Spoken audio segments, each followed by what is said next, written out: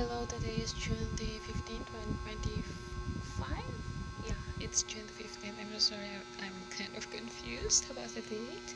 So, anyway, we are now on chapter 6 of 1 Timothy, verse 10. I'm sure the first part is a very popular phrase. So, it says, "For the love of money is the root of all evil, which while some coveted after, they have erred from the faith and pierced themselves through with many sorrows."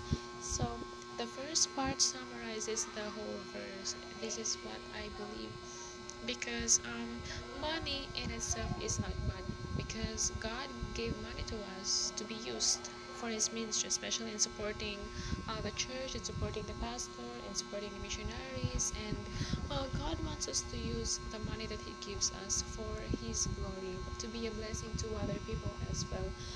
But if we start to love money, and greed will come after, pride will come after. So everything in themselves are not bad. For example, money and work and food and a lot of things, power, they in themselves are not bad.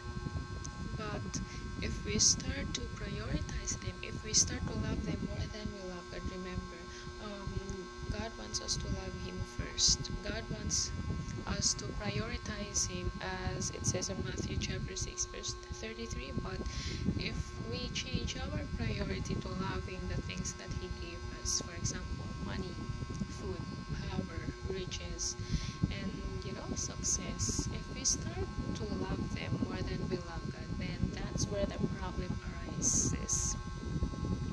Because if we prioritize other things before God, then we have already erred from the faith, because we already disobey God. We disobey God, and this will later come to destroy us. Not suddenly, of course, but slowly, until we don't realize it, until we realize that we are already very broken, and it will be hard for us to go back to what we were before. And that's where the piercing ourselves through with many sorrows come.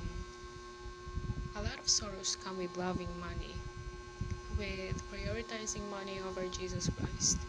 A lot of problems come with that, and we don't want that in our lives. So this is a very beautiful reminder to us, especially in this world full of pride, in this world full of riches, in this world full of envy, in this world full of material things. Let us not love money more than we love God. Let us love the God who gives us the money that we use. So I think that's it for today. Oh, it's 3 minutes, so yeah, I think that's it for today. Thank you. Bye.